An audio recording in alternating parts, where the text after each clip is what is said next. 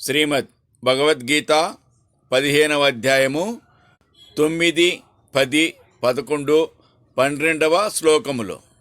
శ్రోత్రం చక్షుస్పర్శనం చ రసనం గ్రాణమేవ చ అధిష్టాయ మనశ్చాయం విషయానుపసేవతే.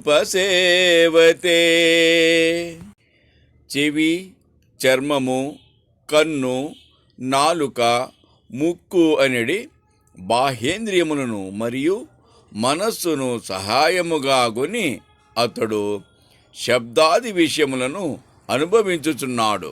ఉత్క్రామంతం స్థితం వాపి భుంజానం వా గుణాన్వితం విమూఢానానుపశ్యంతి పశ్యంతి జ్ఞానచక్షుషః. దేహమును వీడుచున్నను, దేహమందున్నను గుణములతో కూడి విషయానుభవమునర్చుచున్నను ఈ జీవాత్మ మూఢులకు అగోచరమై ఉన్నాడు. జ్ఞానులు మాత్రమే తెలియగలుగుదురు. యతంతో యోగినచ్చైనం పశ్యంత్యాత్మన్యవస్థితం యతంతోప్యకృతాత్మానో నైనం పశ్యంత చేతసః.